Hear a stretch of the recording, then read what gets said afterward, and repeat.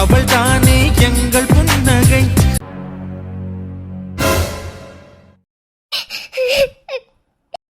Doctor doctor என்ன ஞாபகம் இருக்கா? இன்னைக்கு காலையில தான் உங்களை என்ன நினைச்சேன். என்ன நிறைய பேஷண்ட்ஸ் என்ன பார்க்க வருவாங்க. ஆனா எல்லாருக்கும் ஒவ்வொரு பிரச்சனை இருக்கும். ஆனா உங்களை நான் நினைச்சிட்டே தான் இருந்தேன். சொல்லப்போனா இன்னைக்கு தான் உங்களுக்கு டேட் லாஸ்ட்னு கூட நினைச்சேன். அதே மாதிரி வந்துட்டீங்க. என்ன செக் பண்றதுக்கு வருவீங்கன்னு நினைச்சேன். ஆனா இப்படி ஒரு சிச்சுவேஷன் வருவீங்கன்னு எதிர்பார்க்கல. டாக்டர் என்ன மன்னிச்சிருங்க டாக்டர். நான் இன்னைக்கு உங்களை பார்க்கணும்னு நினைச்சிட்டு தான் நான் வீட்டில இருந்து கிளம்புனேன்.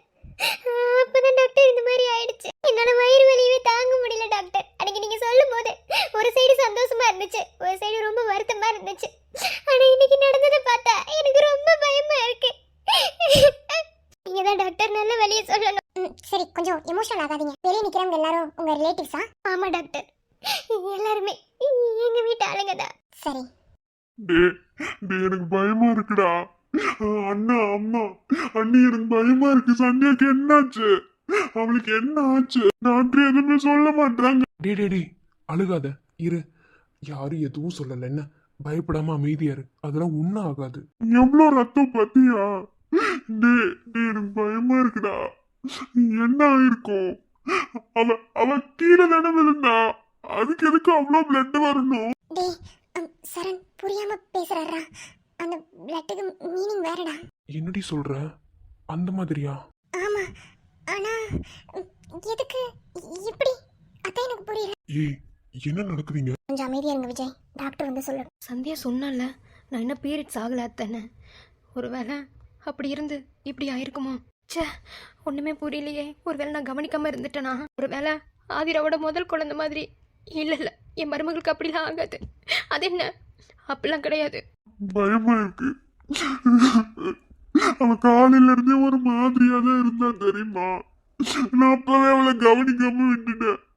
எனக்கு பயமா இருக்கு. சந்தியாக்கு ஒன்னும் ஆகாது இல்ல, ஒன்னும் ஆகாது இல்ல. பயமா இருக்குடா. டேய் அதெல்லாம் ஒண்ணும் இல்ல. இப்ப எதுக்கு நீ பயந்துட்டு இருக்க? அழாத. இல்லன்னா அவ காலையில இருந்தே ஒரு மாதிரியா தான் இருந்தா தெரியுமா? அப்பவே அவளை என்ன ஏதுன்னு பாத்துருந்துருக்கணும். நீ காலை ஒரு மாதிரி டிஃப்ரெண்டா தான் இருந்தா. தப்பு பண்ணிட்ட. அவளை லவ் பண்ணேன்னா வேற அவளுக்காக நான் எதையுமே பண்ண மாட்டீங்க.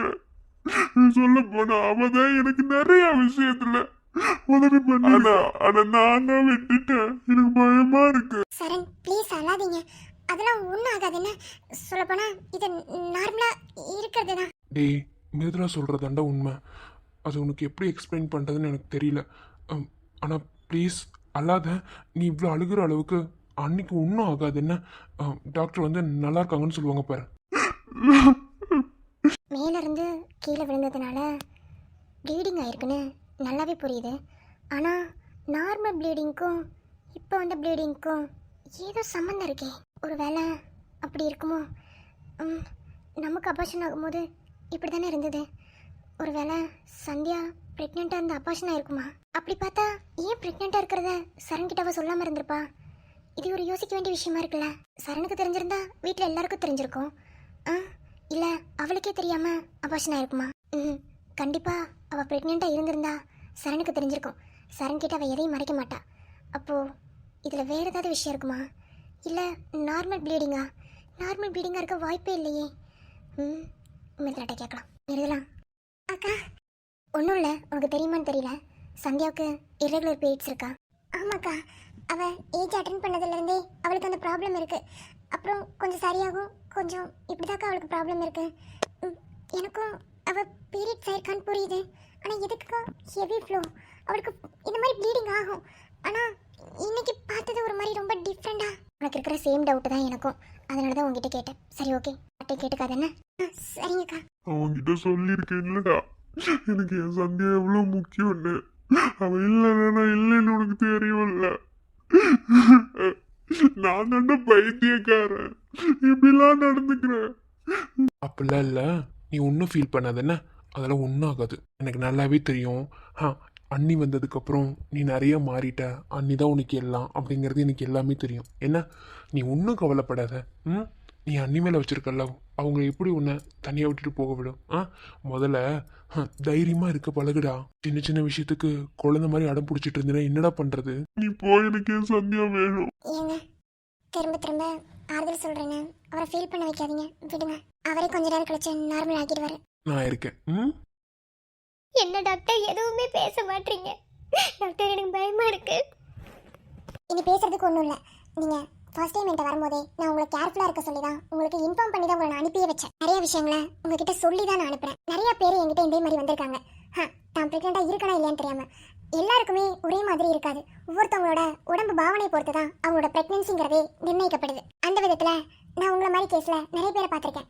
ஆனால் ஒரு சிலர் கன்சீவாக இருந்திருக்காங்க, ஒரு சிலருக்கு அது இல்லாமல் போயிடுச்சு. அதாவது நான் சொன்ன சில விதிமுறைகள் எல்லாத்தையும் அவங்க ஃபாலோ பண்ணி அவங்களோட ப்ரெக்னென்சியை அவங்க நிர்ணயம் பண்ணிக்கிட்டாங்க. ஆனால் நான் உங்ககிட்ட நிறைய விஷயங்கள் சொன்னேன். மெயினாக ஒரு விஷயம் சொன்னேன், நீங்கள் அதில் தான் ரொம்ப தப்பு பண்ணிட்டீங்க. இதை உங்களால் ஏற்றுக்க முடியாதுன்னு எனக்கு தெரியும். இருந்தாலும் கன்ஃபார்ம்டே ஆகாமல் ஓகே நான் சொல்லிடுறேன், ஓகேவா? I am really very sorry. நீங்கள் கன்சீவ் ஆகிட்டீங்க, ஆனால் குழந்தை கர்ப்பப்பையில் போகிறதுக்கு முன்னாடியே அபாஷன் ஆயிடுச்சு.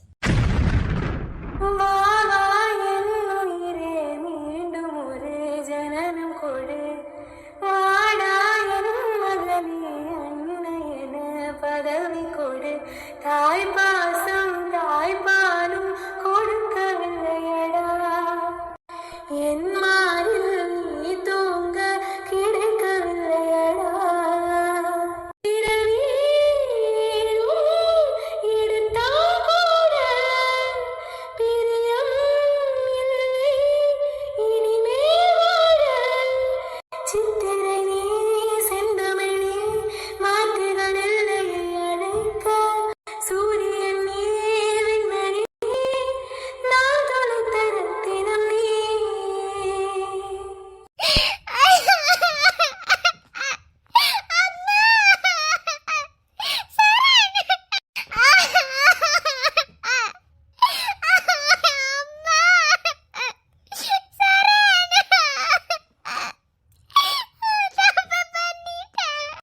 சந்தியா சந்தியா டேய் சரண், என்னாச்சு? ஒண்ணுமே புரியல. எதுக்கு சந்தியா அழுகிறா? மாமா நீங்கள் பதட்டம் ஆகாதீங்க, அதெல்லாம் ஒன்றும் இல்லை. டாக்டர் ஏதாவது ஒன்றும் இல்லைம்மா, பயப்படாதீங்க. இங்கே என்னடி நடக்குது? சத்தியமாக எனக்கு ஒன்றும் புரியல. அந்த மாதிரிங்கிற அண்ணியே அழுகுறாங்க.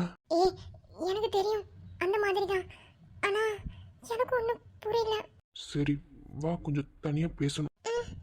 ரைட்டு, நான் கன்ஃபார்ம் பண்ணது கரெக்டாக போச்சு. அப்போது சந்தியாவுக்கு அபார்ஷன் தான் ஆயிருக்கு. ஆனால் எப்படி ஆச்சு, என்ன இது எதுவும் தெரியலன்னா கண்டுபிடிக்கிறேன். ப்ளீஸ் ப்ளீஸ் அழாதீங்க. Sandhya Sandhya excuse me. சந்தியா சந்தியா என்னாச்சு சந்தியா?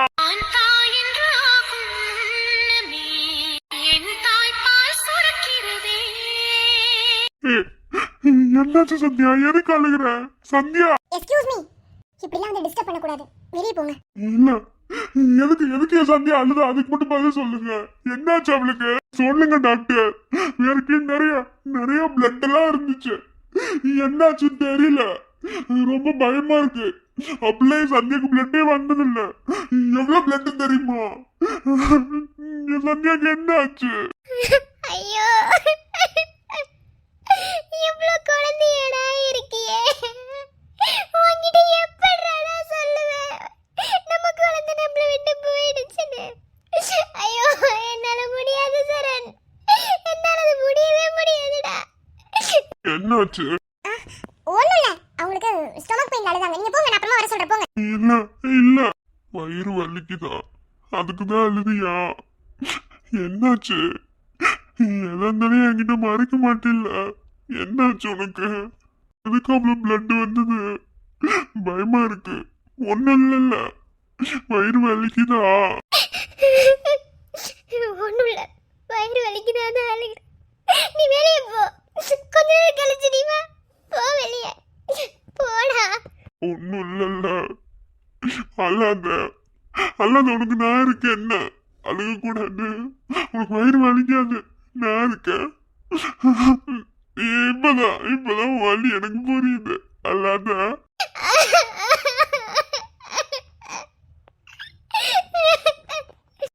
ரொம்ப அழுகக்கூடாது. எக்ஸ்கியூஸ் மீ, வெளியே போங்க. நான் சொல்றேன், நீங்க போங்க.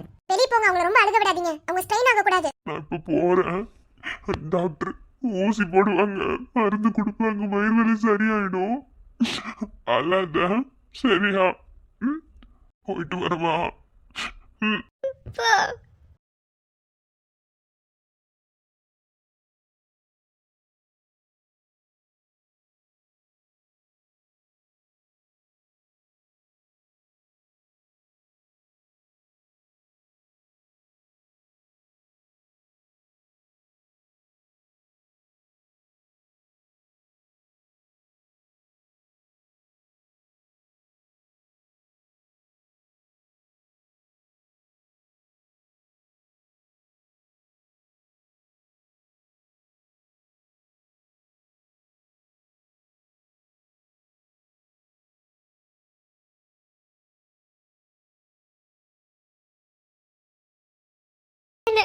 எல்லாமே முடிஞ்சிருச்சுல்ல?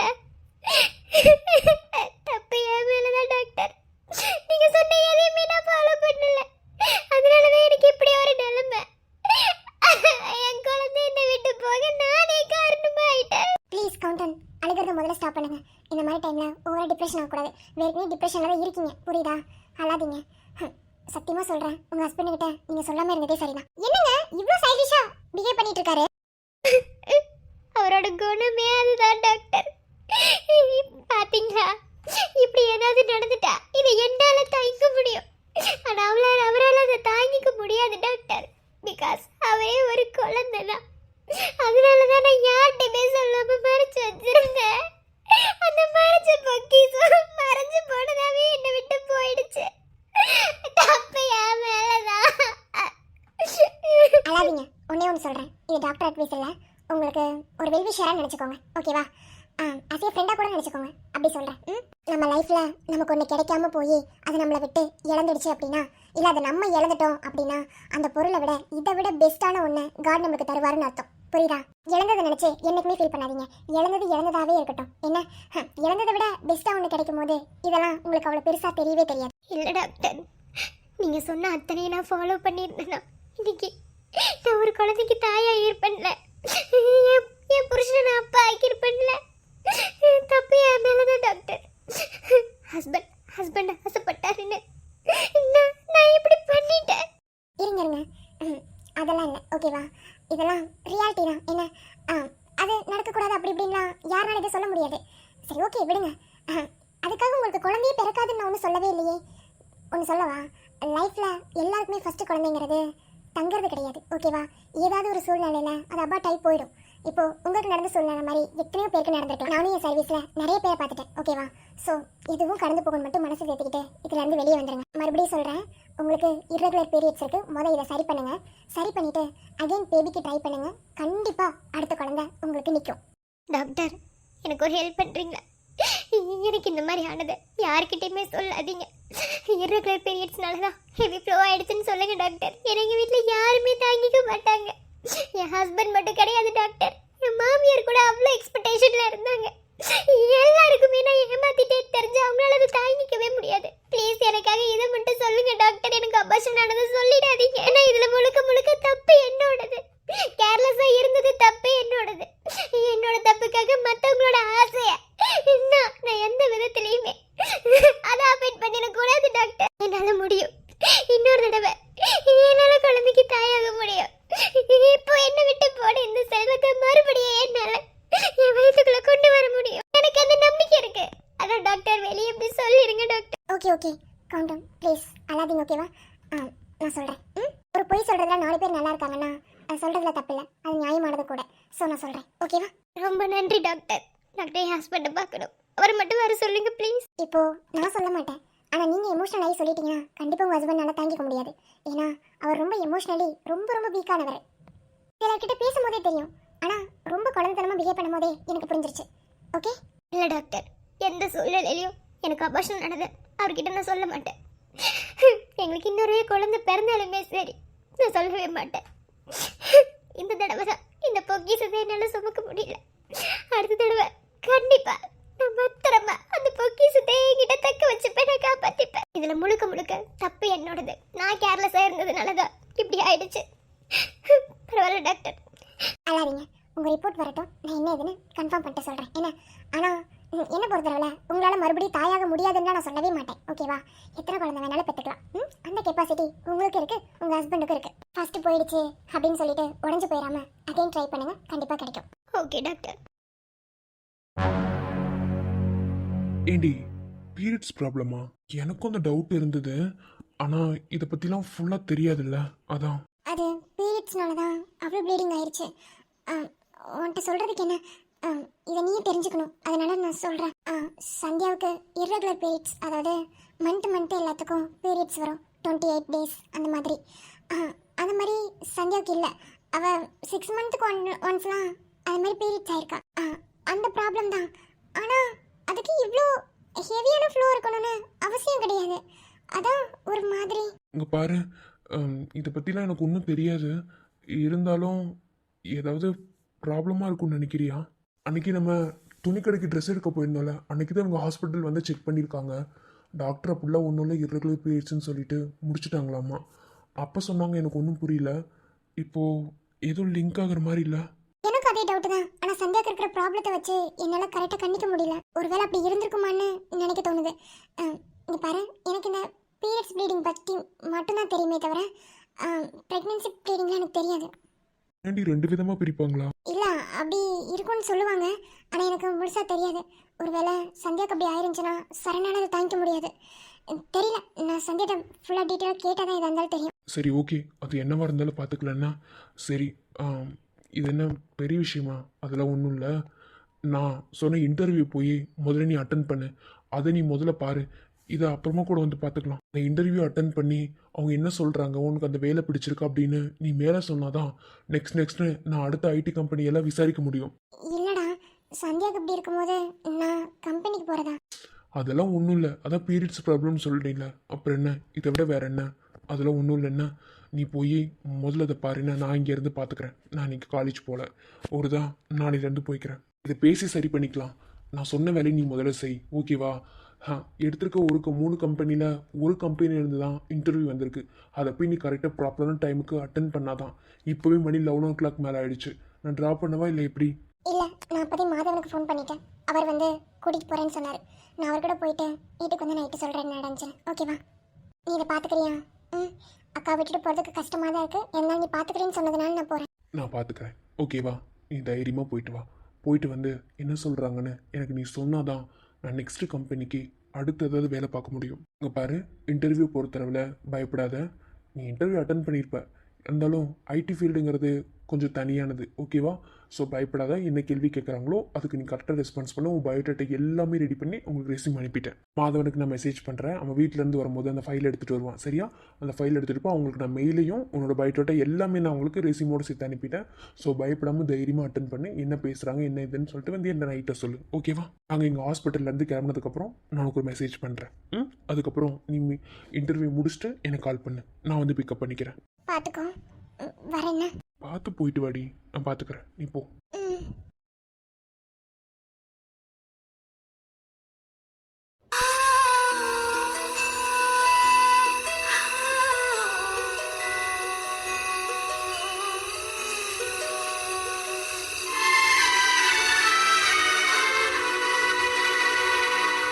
இங்க பாரு சண்டக்கோடி, என்ன பிரச்சனை? எதுக்கு அவ்வளோ பிளட் வந்தது? ஏதாவது அடிபட்டுருச்சா? எனக்கு பிளட் வந்தோடனே ரொம்ப பயமாயிருச்சு. ஏதாவது ப்ராப்ளமா? எதுக்கு ப்ளீடிங் ஆச்சுன்னு கூட உனக்கு தெரியல. உங்ககிட்ட போய் எனக்கு அபார்ஷன் சொன்ன நீ என்னடா பண்ணுவ? உன்னை தானே கேட்குறேன். இப்படிலாம் ஆனதே இல்லைல்ல, இதுதானே ஃபர்ஸ்ட் டைமு. எனக்கு ஒன்றும் புரியல. மேலேருந்து வந்தேன், ஏற்கனவே எனக்கு என்னமோ ஒரு மாதிரி இருக்கு. நம்ம கோவிலுக்கு போயிட்டு அப்புறம் ஆஃபீஸ் போகலான்னு சொன்னேன். வந்து பார்த்தா இப்படி ஆயிடுச்சு. என்ன பிரச்சனை? ஏதாவது உடம்பு ப்ராப்ளமா? கேட்டால் வயிறு வலின்னு கத்தி அழுத. வயிறு வலிச்சதுனால பிளட் வந்துருச்சா? இல்லை, எனக்கு ஒன்றுமே புரியல. சரண், ஆ, என்ன ஹக் பண்றியா?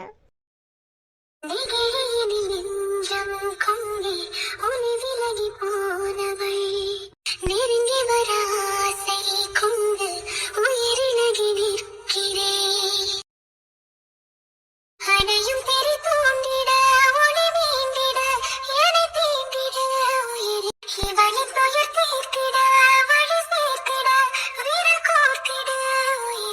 பாரு சரண், அழுகக்கூடாது. முதல்ல அழுகாம நான் பேசுறதை கேட்கணும். எனக்கு ஒன்றும் இல்லை, புரியுதா? நான் இவ்வளோ நாளாக பீரியட்ஸ் ஆகாமல் இருந்தேன்ல, அதுதான் அந்த மாதிரி ப்ளீடிங் ஆயிடுச்சு. அதுதானா? மற்றபடி வேற ஒன்றும் இல்லைல்ல? வேற வேற ஒன்றும் இல்லை சரண். நீ ஃபஸ்ட்டு அழாத. எனக்கு ஏதாவது ஒன்று நீ அழுகக்கூடாதுடா. அவ்வளோ சீக்கிரத்துலலாம் உன்னை விட்டு நான் போயிட மாட்டேன்டா. நீ என் உயிர். என்ன அவ்வளோ சீக்கிரத்துலலாம் எனக்கு எதுவும் ஆகாது. ஆனால் ஒன்று சரண், என்ன எந்த சூழ்நிலையிலையும் எப்பையும் விட்டுட்டு போயிட மாட்டேன்ல. என்ன வேணான்னு வெறுத்துட மாட்டேன்ல. நீ இல்லாத உலகத்திலேயே என்னால வாழ முடியாத போது ஒன்னா வேறத்தை தூக்கி எறிஞ்சிட்டு நான் எப்படி நிம்மதியா இருப்பேன்? என்னோட நிம்மதி, சந்தோஷம், கண்ணீர், காயம் எல்லாமே நீ ஒருத்தி மட்டும்தான்.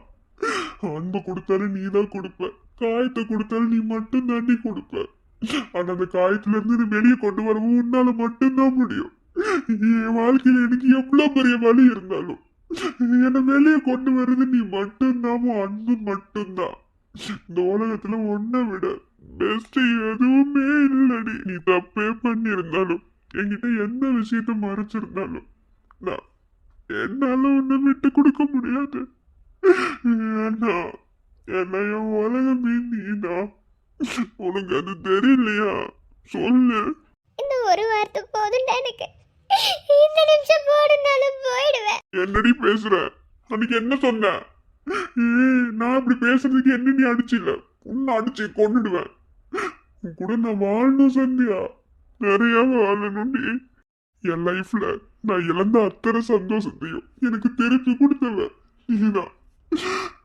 ஒருத்திய ஒன் சைடா லவ் பண்ணி அதுல இருந்து வெளியே வர முடியாம செத்த படத்துக்கு சமமா நடப்படமா வாழ்ந்துட்டு இருந்த என்ன மனுஷனா மாத்தி உட்கார வச்சது உன் காதல், உன் அன்பு. எப்படி என்னால உன்னை விட்டு கொடுக்க முடியும் நீ நினைக்கிற? என்னால அது முடியாதுடி. Because I am love with you. புரிஞ்சுக்கோ. நீ எந்தடி? எல்லா பொண்ணுங்களுக்குமே இப்படிலாம் ஹஸ்பண்ட் கிடைப்பாங்கன்னு தெரியல. நான் எந்த இடத்துல என்ன புண்ணியம் பண்ணேன்னு தெரியல. எல்லா விதத்துலையுமே எனக்கு எல்லாமே பெஸ்டா இருக்கு. இப்ப சொன்ன பத்தியே இந்த வார்த்தை எனக்கு எப்படி தெரியுமா இருக்கு? சரண், எனக்கு கத்தி அலனும் போல இருக்கு சரண். ஆனா முடியல. நீ நீ என்கிட்ட இருந்து என்ன சந்தோஷத்தை எதிர்பார்க்கிறியோ அதை உனக்கு நான் சீக்கிரமா தருவேன். என்ன? இல்ல இல்ல சந்தியா, நீ நீ அது எனக்கு கொடுத்தாத நீ என் பொண்டாட்டின்னு இல்ல. ஏன் அது மட்டும்தான் லைஃபா? அது தாண்டி எவ்வளவோ இருக்குல்ல. இப்போ இந்த நெருக்கம், இந்த லவ், இதை விட வேற என்ன பெஸ்ட்? நீ எப்போதும் என் கூடவே இருந்த போதும் என் வாழ்க்கையில நான் எல்லா இடத்துலயுமே சக்சஸ் ஆவேன். எல்லா இடத்துலயுமே நான் பெஸ்டா இருப்பேன். ஏன்னா காடு கொடுத்த கிஃப்டடி நீ. உன்னை நான் மிஸ் பண்ணிட்டாலோ, உன்னை நான் காயப்படுத்தினாலோ அது கிஃப்டுக்கு என்னடி மரியாதை? என்னால அது முடியாது சந்தியா. நீ ஏன் என்ன விட்டு போலன்னு சொன்னா கூட உன் காலடியில உன்னை சுத்தி வந்து கிடப்பண்டி பாம்பு மாதிரி.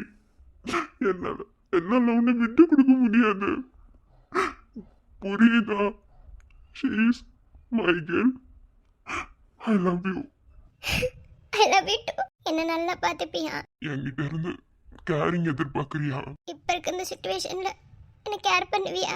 சூழ்நிலை எதுவாயினும் தன்னை நம்பி வந்த பெண்ணை கைவிடாமல் காலம் முழுவதும் அவளை காதலிப்பவனே உண்மையான கணவன்.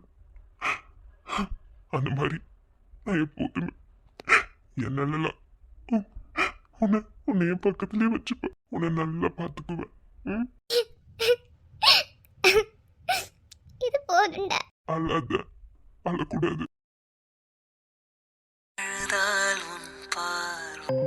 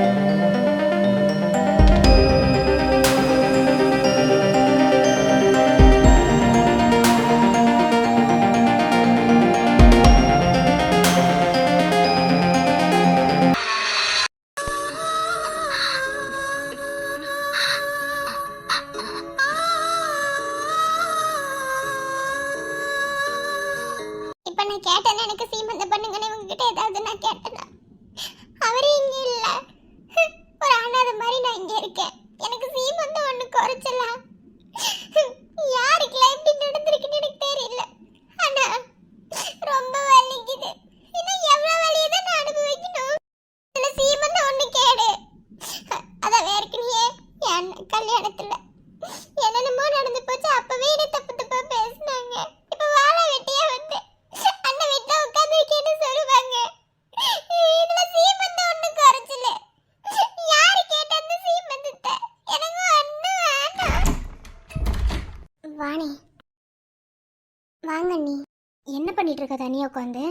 எதுக்கு அவ்வளவு கோவமா எந்திரிச்சு வந்த? ஒண்ணும் இல்ல நீ, சும்மாதான். குட்டிமா, அழுதுட்டு தானே இருந்த? அப்படிலாம் இல்லையே. உன்னை பத்தி எனக்கு தெரியும். என்ன இப்ப என்ன உனக்கு? இல்ல தெரியாமதான் கேக்குற. எப்போ வளகாப்பு பத்தி பேசினாலும் இப்படியே தான் பேசிட்டே இருக்க. ஏன் ஒரு மாசமா இருக்கிற பொண்ணுக்கு வளகாப்பு நாங்க பண்ணக்கூடாதா? நியாயப்படி பார்த்தா இது உன் மாமியார் வீட்டுல இருந்து எடுத்து செய்யணும். ஆனா அவங்க செய்யறதுக்கு அங்க யாருமே இல்ல. என்ன மாப்பிள்ள இருந்தா கூட எடுத்து செய்யறதுல ஏதோ ஒண்ணு இருக்கு. நாங்க எடுத்து செய்யறோன்றோம். அப்புறம் என்ன, நம்ம வீட்டு விசேஷமா நாங்க பண்றோம். வேணானே, இப்ப இது எனக்கு அவசியமா? அவர்தான் இங்க இல்லவே இல்லையே. அவர் இல்லாம எனக்கு வளகாப்பு ஒண்ணு வேணுமா? பாரு ஹரி, அப்படி சொல்லக்கூடாது. பொண்ணா பிறந்தா 2 வாழ்க்கை வாழணும். ஒன்று பிறந்த வீட்டில், இன்னொன்று புகுந்த வீட்டில். நம்மளை கட்டி கொடுத்த உடனேயும் நம்ம பெற்றவங்களோட கடமை ஒருபோதும் முடியவே முடியாது. என்ன, அதுக்கப்புறம் தான் அவங்களுக்கு நிறைய கடமை இருக்கு. இதில் ஒன்று வளகாப்பு. இந்த சீமந்தத்தை அவங்க ஆசைப்பட்ட மாதிரி எல்லாரும் பண்ணிக்கணும்னு ஆசைப்படுவாங்க. வயிற்றுல இருக்கிற குழந்தைக்கு பண்ண வேண்டிய ஒரு சம்பிரதாயம். நான் ஒத்துக்கிறேன் அண்ணி, சம்பிரதாயம்னே சொல்லுங்க என்ன. ஆனா அண்ணி, இந்த சம்பிரதாயத்தை கூட எனக்கு பிடிச்ச மாதிரி நான் பண்ணணும்னு நினைக்கிறேன். அவர் இங்க இல்ல. என்ன என்ன துரதிர்ஷ்டசாலின்னு எல்லாரும் நினைக்கிறாங்க. எனக்கு இந்த வளகாப்பு முக்கியமா? இல்ல, யார் ஒன்று அப்படி நினைச்சது? நாங்கள் யாராவது சொன்னோமா? நீ ராசி கெட்டவா அப்படி இப்படின்னு நாங்கள் ஏதாவது சொன்னோமா? நீ ஏன் மனசுக்குள்ள நினச்சிட்டு இருக்கக்கூடாது ஹரி? இங்கே பாரு, வளகாப்புங்கிறது இங்கே எல்லாரோட சந்தோஷத்தையும் தாண்டி உன் வயிற்றில் உள்ள அந்த குழந்தைக்கு செய்ய வேண்டிய ஒரு முக்கியமான விசேஷம். வளகாப்பில் போடுறாங்களே வளையல், அந்த வளையல் சத்தத்தை அந்த குழந்தை கேட்கணும். அந்த குழந்தை கேட்கும்போது குழந்தை சந்தோஷமாக இருக்கும். உன் வயிற்றில் வளர்கிற குழந்தைக்கு நீ சந்தோஷத்தை கொடுக்கணும். நீ அழுதாலும் உன் குழந்தை அழுகும், நீ சிரித்தாலும் உன் குழந்தை சிரிக்கும். இதை முதல்ல நீ புரிஞ்சுக்கோ. என்ன, நாங்கள் இப்போ பேசுறது கூட உன் குழந்தைக்கு காதில் கேட்க தான் செய்யும். எல்லாமே அப்படிதான், புரியுதா? இல்லை நான் அதை பண்ணிக்க மாட்டேன் இதை பண்ணிக்க மாட்டேன்னு நீ சொல்கிறதுனால மட்டும் எதுவும் மாறிட போகிற கிடையாது. மாப்பிள்ளை இல்லைதான், இல்லைன்னு சொல்லிட்டாப்புல மட்டும் உனக்கு இதை நாங்கள் பண்ணாமல் விட்டுருவோமா? நீ பாரு குட்டிமா, மாப்பிள்ளை இல்லைன்னாலும் உனக்கு பண்ண வேண்டிய அத்தனையும் நாங்க பண்ணிதான் குட்டிமா ஆகணும். அது எங்களால ஒரு நாளும் பண்ணாம இருக்கவே முடியாது. அதுவும் மாப்பிள்ளை பண்ண சொல்லியிருக்காரு, கண்டிப்பா பண்ணிதான் ஆகணும். நீ ஏன் ஒத்துக்க மாட்டேங்கிற? என்ன சரண கல்யாணத்துல என்ன நடந்துச்சு? மிருதுலானி கூட கல்யாணம் நடக்க வேண்டி அந்த இடத்துல நான் போய் நின்றதுனால என்ன தப்பு தப்பா பேசினாங்க. அப்படிப்பட்ட நானு என் நாத்தனார் என்ன தப்பா பேசிட்டாங்க. உனக்கு அது நல்லாவே தெரியும். இப்போ என் புருஷன் என் கூட இல்ல. இத்தனை வழிகளை தாங்கிக்கிட்டு நான் சீமந்தம் பண்ணிக்கணுமா சொல்லு? வலிக்குதுனே முடியல. இத்தனை வழியை தாங்கிட்டு சீமந்தம் ஒரு கேடான்ற மாதிரி மனசுக்குள்ள இருக்கு தெரியுமா? டேய், அப்படிலாம் இல்லடா. அவங்க சொல்லிட்டு நீ அப்படி ஆயிருவியா? ஒன்னு புரிஞ்சுக்கோ. என்ன, ஒருத்தவங்க நம்மளை பத்தி தப்பா பேசுறாங்க, நம்ம கிட்ட அவங்க வந்து எதையாவது விஷயத்த கறக்கணும் அப்படின்னு நினைச்சிட்டு ஏதாவது பேசுறாங்க அப்படின்னா அவங்க நம்ம மேல பழி போடுவாங்க, புரியுதா? அப்படி பிளேம் பண்ணும் போது நம்ம ஒரு இடத்துலயும் உடஞ்சிடக்கூடாது. அவங்க சொல்லிட்டு நீ அப்படி ஆயிருவியா? உன் புருஷன் சொன்னாரா சொல்லு. சம்பந்தப்பட்ட அவரே பேசும்போது நீ எதுக்கு இப்படி பண்ற? நீ பாரு குட்டிமா, நீ யாருக்காக இல்லைனாலும் எனக்காக நீ பண்ணிதான் ஆகணும். உனக்காக உன் அண்ணி என்ன கல்யாணம் பண்ணிக்கிட்டது மாதிரி எனக்காக இந்த வளகாப்ப நீ பண்ணிக்கணும். ஹரிமா, அண்ணி இப்படி சொல்கிறேன்னு தப்பாக நினைக்காத. என்ன, அதாவது உன்ன மாதிரி ப்ரெக்னெண்ட்டாக இருக்கிற சில பொண்ணுங்களுக்கு இந்த சீமந்தங்கிற சில விஷயமே நடந்திருக்காது. ஏன்னா அவங்க பார்த்துக்கிறதுக்கு யாரும் இருக்க மாட்டாங்க. ஆனால் நாங்கள் நடத்துகிறோன்னு சொல்லியும் நீ கேட்க மாட்டேங்கிற. அதுதான் இப்போ கஷ்டமாக இருக்குது. உன் அண்ணன் என்கிட்ட கூட அவ்வளோக்கா கெஞ்சினது கிடையாது. ஆனால் உன்கிட்ட அவர் கெஞ்சிறதை பார்க்கும்போது எனக்கே கஷ்டமாக இருக்குது. ப்ளீஸ், யாருக்காக இல்லைனாலும் உன் வயிற்றுல வளர்கிற குழந்தைக்காகவும் உன் அண்ணனுக்காகவும் இந்த வளகாப்பை நீ பண்ணிப்பியா? அண்ணன் எனும் வார்த்தையே நான் எழுத்து வேதம் உள்ளவரை நானும் சொல்லாத போதும் என்னை பார்க்க உள்ளிருக்கும் சுகம் போனாதோ செட்டே போனாலும் உன் குரலில் வாவே நிழலாதோ உன்னையும் ஆசையும் விரும்பும் பூமியிலே நன்னை காற்று நான் நீ சொல்லி சரி விடு, நீ எனக்காகவும் வேண்டாம், யாருக்காகவும் வேண்டாம். கடைசியாக ஒரே ஒரு வாட்டி கேட்குறேன். இந்த ஒரு வாட்டியில் நீ சரின்னு சொன்னா நான் பண்ணுறேன், இல்லையா விட்டுறலாம். ம், வளகாப்பு பண்ணிக்கிறியா வேண்டாமா? எனக்காக நீ எவ்வளவோ பண்ணியிருக்க, உனக்காக இது நான் பண்ணிக்க மாட்டேன்னா கண்டிப்பா பண்ணிக்கிறேன். நான் வளகாப்பு பண்ணிக்கிறேன். தேங்க்ஸ்டா குட்டிமா. இப்போ ஹாப்பியா?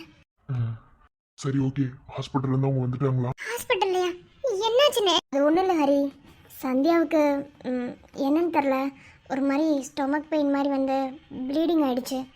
அதான் ஏதாவது ப்ராப்ளமான ஹாஸ்பிட்டல் கொண்டு போயிருக்காங்க. மற்றபடி வேறு ஒன்றும் இல்லை பயப்படுற மாதிரி. இப்போ தான் ஃபோன் பண்ணாங்க, கொஞ்சம் கழிச்சு வீட்டுக்கு கூப்பிட்டு வந்துடுவாங்களாம். அப்போது நாளைக்கு வளகாப்புக்கு எல்லா வேலையும் பார்த்துடலாம்ல? உங்கள் இஷ்டம். எங்கள் இஷ்டம்லாம் இல்லை, உன்னோட இஷ்டம். ஓகே, என்னமோ பண்ணு.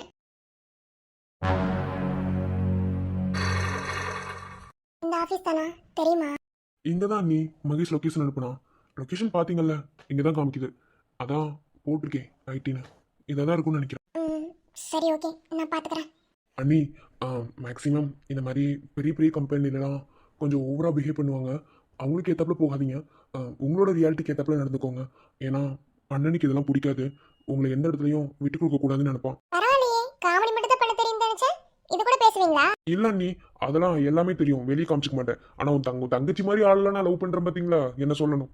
நீங்க வாழ்க்கையிலே பண்ண பெரிய தப்பு என்ன தெரியுமா? அவளை தேர்ந்தெடுத்து லவ் பண்ணது. கரெக்டாக சொன்னீங்க நீ. அதனால தான் இப்படி நடுத்தருவில் நிற்க. ஆனா குணத்துல நல்ல பொண்ணு, என் தங்கச்சி விட்டு கொடுக்க மாட்டேன். ஆமா ஆமா, நீங்க விட்டு கொடுத்துருவீங்களா என்ன பண்றது, எல்லாம் நிலைமைங்க நீ. சரி நான் பாத்துக்கிறேன் என்ன. சரி சாயந்தரம் உங்களை அண்ணன் வந்து பிக்கப் பண்ண சொல்லிட்டான். நான் இப்ப எனக்கு கொஞ்சம் வெளி வேலை இருக்கு. நான் அவளை கூப்பிட்டு ஊர் சுத்தணுமா? ஆமா, அவளை கூட்டிட்டு ஊர் சுத்துறேன். நீங்க வேற சும்மா இருங்க நீ. சும்மாவே அவளுக்கு எனக்கு சண்டை தான் போயிட்டு இருக்கு. பேசாம இருங்க நீ. நீங்க போட சண்டை பார்த்தா இந்த ஜென்மத்துல நீங்க சேர்ற மாதிரியே தெரியல. நீங்க வேற நீ. நானே அவகிட்ட இருந்து எப்ப கழட்டு போலான்னு பிளான் பண்ணிட்டு இருக்கேன். இந்த ஆசை வேற இருக்கா? மாதவா, அப்படி மட்டும் ஒரு பிளான் பண்ணாதீங்க. அவளை பத்தி உங்களுக்கு தெரியாது, அவ சரியான சூனியக்காரி. பாத்தீங்களா நீ, நீங்களே சொல்லிட்டீங்க ஓ சூனியக்காரி. நீ அப்புறம் எப்படி அண்ணி சூனியக்காரில நான் கல்யாணம் பண்ணிக்கிறது சொல்லுங்க பாக்கலாம். சூனியக்காரி கல்யாணம் பண்ணதை என் நிலைமையை நினைச்சு பாருங்க நீ.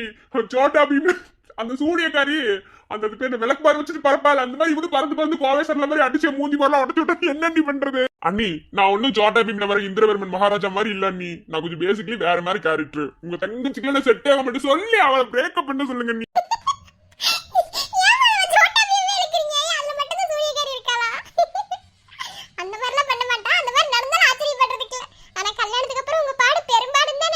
இப்பவே நீ மதிக்க மாட்டேங்கிறா. நீ கல்யாணம் முடிஞ்சத மட்டும் நீ மதிப்பாளா? சரி விடுங்க, அவளை பத்தி பேசி எதுக்கு டென்ஷன் கிளப்பிட்டு. சரி ஜாலியா போயிட்டு இன்டர்வியூ அட்டென்ட் பண்ணிட்டு அண்ணனுக்கு ஒரு ஃபோன் பண்ணுங்க, அவன் வந்து பிக்கப் பண்ணிடுவான். சரி சரி, நான் போயிட்டு வரேன். இப்போ என்ன நேரா ஹாஸ்பிடல் போவீங்களா? ஆமா, பைக் அவங்ககிட்ட கொடுக்கணும். சரி ஓகே, பார்த்து பத்திரமா சந்தியா வீட்டுக்கு கூட்டிட்டு போங்க. மீதியா வீட்ல வந்து பேசிக்கிறேன், ஓகேவா? சரிங்க நீ. அண்ணி அப்புறம் ஒரு நிமிஷம் வரும்போது சொக்கி சாக்லேட் வாங்கிட்டு வரீங்களா? நீ 2 நாளா மகேஷ் கேட்டுட்டு இருக்க, நீ வாங்கியே தர மாட்டான். ப்ளீஸ் நீ வாங்கி தாங்க, நான் உனக்கு ஒண்ணு வச்சுட்டே சாப்பிடணும் நீ. ப்ளீஸ் அண்ணி. சரி வாங்கிட்டு வரேன், போயிட்டு வாங்க. சரிங்க நீ, நான் வரட்டுமா? சரி.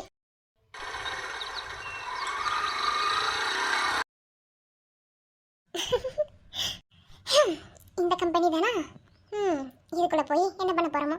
சரி ஓகே போலாம். மேனேஜர் வேற யாருன்னு தெரியல. ஒழஞ்சு மேகமே மாமழைய குடுக்குமே, கிழிஞ்சு விதையிலே தான் காடு பொறக்குமே, புதிய எதிரியே வா என்ன எதிர்க்கவே, பழைய எதிரிகள் உன் ரசிகர் படையிலே.